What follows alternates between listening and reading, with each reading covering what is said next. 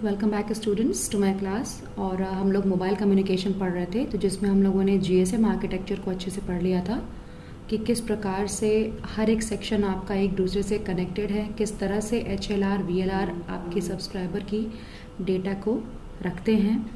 तो आइए आज हम पढ़ते हैं कि किस प्रकार से आप एज अ सब्सक्राइबर अपनी कॉल्स को कनेक्ट करते हो। जब भी आप कॉल की डिमांड करते हो तो किस प्रकार से प्रोसेस चलता है।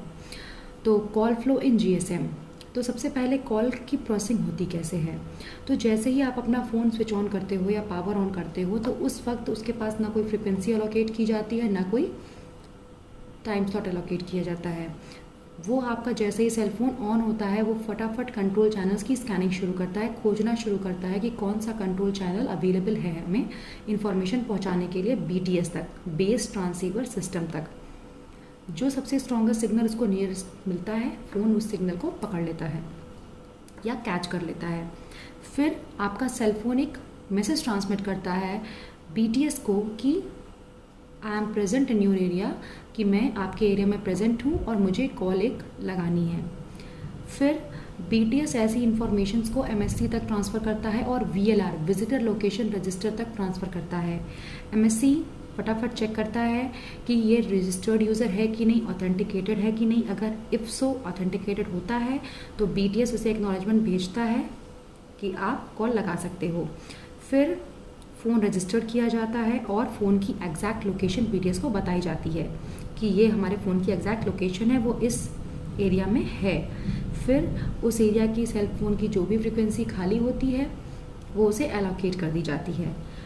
अगर नहीं होता, सारी फ्रिक्वेंसीज बिजी रहती हैं और दो सेल फोन्स एक ही टाइम पे कॉल रिक्वेस्ट करते होते हैं तो दोनों की सर्विसेज को उस टाइम पे डिनाई कर दिया जाता है और फिर कुछ समय पश्चात जो फर्स्ट ट्राई कर लेता है उसकी कॉल को कनेक्ट किया जाता है। तो जैसे ही चैनल असाइंड होते हैं हम कॉल करने के लिए फ्री हो जाते हैं। तो ये हमारा एक प्रोसेस फ्लो है कि जैसे ही हमारा फ़ोन पावर ऑन होता है तो फटाफट कॉल नहीं लगती, इतनी सारी प्रक्रियाएं होती हैं। एमएससी को इन्फॉर्मेशन भी जाती है, ऑथेंटिकेशन भी चेक किया जाता है, अपनी प्रेजेंस जनाई जाती है कि मैं प्रेजेंट हूँ इस एरिया में और मुझे कॉल करना है यहाँ की एरिया की फ्रीक्वेंसी से। और साथ ही साथ आइडेंटिटी चेक की जाती है कि वो सेल फोन रजिस्टर्ड है कि नहीं, स्टूडेंट फ़ोन तो नहीं है। साथ ही साथ अगर विजिटर्स फ़ोन है या वो रोमिंग में है तो उस हिसाब से उसकी कॉलिंग उसके लिए अवेलेबल है कि नहीं, और अगर रोमिंग की फैसिलिटी है तो उस हिसाब से चार्जेस क्या होने चाहिए। तो इतनी प्रक्रियाओं के बाद आपका सेल फोन रेडी होता है कॉल को करने के लिए। अब जब भी हम कॉल को करते हैं तो दो तरह से हो सकती हैं, या तो हम मोबाइल फ़ोन से सीधे PSTN पे करें, पब्लिक स्विच टेलीफोन नेटवर्क, जो कि आपकी बेसिक फ़ोन्स होते हैं, लैंडलाइंस होती हैं। तो उसमें क्या प्रक्रिया फॉलो होती है, तो जब भी एज अ सब्सक्राइबर हमारे पास अगर सेल फोन है और हम किसी लैंडलाइन नंबर पे फ़ोन करना चाह रहे हैं तो उस वक्त क्या होता है, उस वक्त एमएससी जो है वो कॉल की रिक्वेस्ट को रिसीव करती है कि इस सेल फोन से कॉल की रिक्वेस्ट आ रही है। फिर जैसे ही हमने अपने सेल फोन से रिक्वेस्ट भेजी बीटीएस को, बीटीएस ने इस रिक्वेस्ट को ट्रांसफ़र किया एमएससी को, तो एमएससी और वीएलआर क्या करते हैं, उस सेल फोन की ऑथेंटिफिकेशन चेक करते हैं कि वो सेल फोन आपके रजिस्टर्ड है कि नहीं। फिर अगर रजिस्टर्ड होता है तो सर्विस प्रोवाइड की जाती है, और अगर रजिस्टर्ड नहीं है आपका फ़ोन या ऑथेंटिकेटेड नहीं है तो आपको सर्विस नहीं दी जाती है। फिर एमएससी उस नंबर को एनालाइज करता है जिस पे आपको कॉल लगानी है कि ये नंबर रजिस्टर्ड है कि नहीं, फिर कॉल सेटअप किया जाता है। फिर जब एमएससी आपकी सारी ऑथेंटिसिटी और सब चीज़ें चेक कर लेता है कि आप कौन हैं और कहाँ कॉल लगाना चाह रहे हैं और किसे लगाना चाह रहे हैं, उसके बाद एमएससी बीएससी को ऑर्डर करता है कि अब आप चैनल एलोकेट कर दीजिए।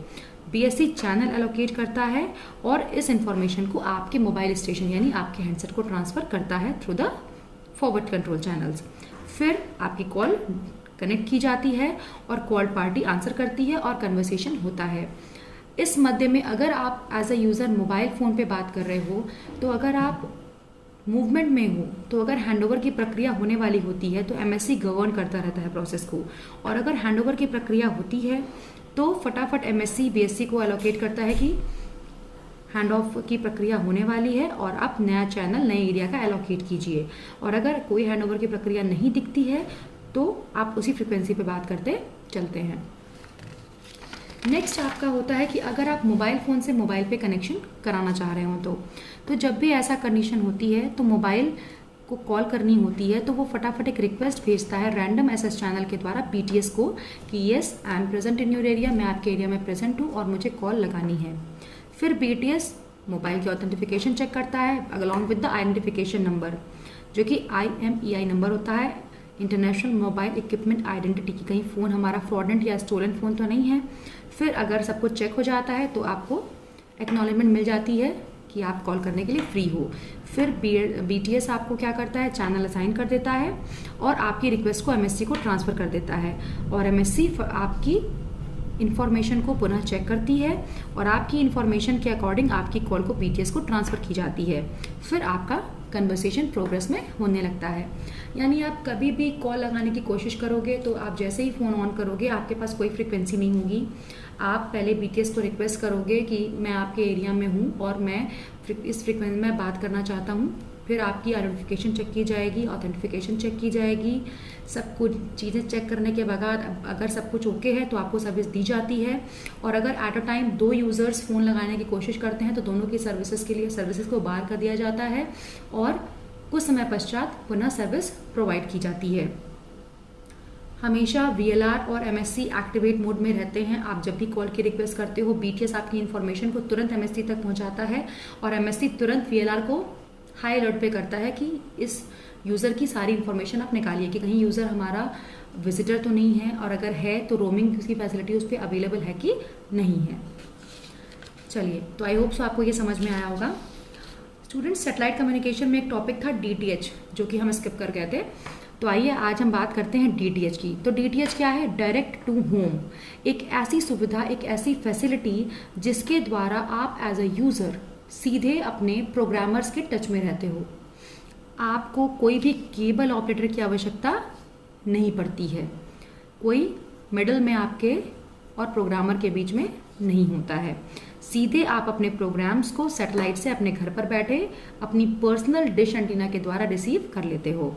ब्रॉडकास्टर हमारा वो आपके साथ डायरेक्ट कंज्यूमर हैं अगर आप, तो आपके साथ डायरेक्ट टच में रहता है। 1966 में सबसे पहले ये सुविधा लॉन्च की गई थी DTH की, परंतु सिक्योरिटी कारणों के चलते न्यू पॉलिसी के साथ इसे सन 2000 में लॉन्च किया गया। लॉन्च करने की प्रक्रिया ये थी कि जब भी आप फैसिलिटी को प्रोवाइड करने की इजाज़त लेंगे विद इन 12 मंथ्स आपको अपना ब्रॉडकास्ट सिस्टम सेटअप करना होगा, इधरवाइज आपके लिए वो ऑथेंटिफिकेशन हटा दिया जाएगा। तो बेसिक जो आपका काम है डिश टीवी का, डायरेक्ट टू होम का, वो कुछ इस प्रकार से है। देखिए, ट्रांसमिटिंग अर्थ स्टेशन से सिग्नल ट्रांसमिट किया गया। ये आपका क्या है? Transmitting earth station.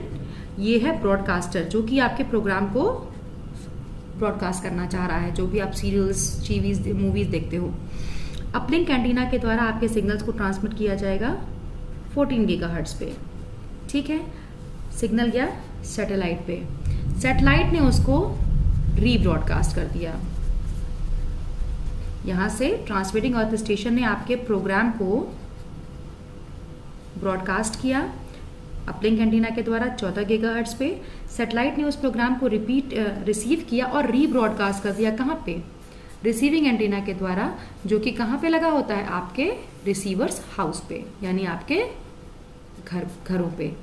ठीक है, अब ये जो रीब्रॉडकास्टिंग होती है ये at a time number of earth station को होती है। बस आपको जो चैनल चाहिए उसकी फ्रीक्वेंसी आप ट्यून करिए और आप घर बैठे अपनी सुविधा ले सकते हैं। ठीक है, तो बेसिक जो होता है ट्रांसमिटिंग अर्थ स्टेशन जो आपका होता है वो आपका ब्रॉडकास्टर होता है जो कि अपने प्रोग्राम को ब्रॉडकास्ट करना चाहता है अपलिंक एंटीना के द्वारा। रिसीविंग टर्मिनल पे आपके क्या होता है? एक पैराबोलिक रिफ्लेक्टर होता है। वो पैराबोलिक रिफ्लेक्टर आपके इस प्रोग्राम को रिसीव करता है। एक इंटरफेस केबल्स होती है जो कि आपके छत पे से आपके घर के अंदर तक आती है। और तीसरा क्या होता है? सेट टॉप बॉक्स होता है आपका। ये 3 चीज़ें आपकी होती हैं। यानी आप कह सकते हो कि पहला जो इक्विपमेंट होता है वो होता है ट्रांसमिटिंग, दूसरा होता है रिसीविंग। ट्रांसमिटिंग में आपका आता है ब्रॉडकास्टर जो कि ब्रॉडकास्ट करता है प्रोग्राम के द्वारा। चैनल आपका क्या होता है? सैटेलाइट होता है वापस। ठीक है, रिसीवर आपका क्या होता है? आपका घर, जहाँ पे आपके एक एंटीना लगा होता है और आप सिग्नल्स को सीधे रिसीव करते चलते हो। आपके घरों में एंटीना होता है, इंटरफेस केबल्स होती हैं और सेट टॉप बॉक्स होता है। ये 3 चीज़ों से आप घर बैठे ही अपने प्रोग्रामर्स के डायरेक्ट टच में रहते हैं। जनरली जो हम सैटेलाइट यूज़ करते हैं वो जो सैटेलाइट होती है वो जियो स्टेशनरी सैटेलाइट होती है, ठीक है। जनरली इसको हम एग्जैक्ट हाइट 36,000 किलोमीटर पे सेटल कर देते हैं अर्थ के, ठीक है। चैनल जो हम यूज़ करते हैं वो हमारा एयर होती है, ठीक है, वही हमारा माध्यम होता है। बैंडविड्थ आपको पता है कि 12/14 गीगाहर्ट्ज़ बैंड का हम इस्तेमाल करते हैं, जो कि एट प्रेजेंट बहुत ही क्राउडेड है, पर इस पर हमारी एटमॉस्फेरिक लॉसेस वगैरह बहुत कम होती हैं, तो हम जनरली इसी बैंड का इस्तेमाल करते हैं। अपलिंक के लिए 14 और डाउनलिंक के लिए 12। अमाउंट ऑफ इन्फॉर्मेशन हम एक बार में कितनी सेंड कर सकते हैं ये डिपेंड करता है कि हमने बैंडविड्थ कितनी ले रखी है। जनरली हम लोग KU बैंड का इस्तेमाल करते हैं, ठीक है। अब देखिए आपका जो भी सिस्टम होता है पूरा घर पे, अब आपको DTH के बारे में पढ़ना है। अभी तक तो आप पूरे सिस्टम को पढ़ रहे थे कि ट्रांसमिटिंग आपका है, ब्रॉडकास्टर जो कि आपके इस प्रोग्राम को ब्रॉडकास्ट करता है, चैनल है आपका सैटेलाइट जो कि सिग्नल्स को रीब्रॉडकास्ट करता है। अब आप रिसीवर सेक्शन पे आइए जहाँ पे आपका DTH लगा होता है। तो रिसीवर होता है आपका DTH डायरेक्ट टू होम।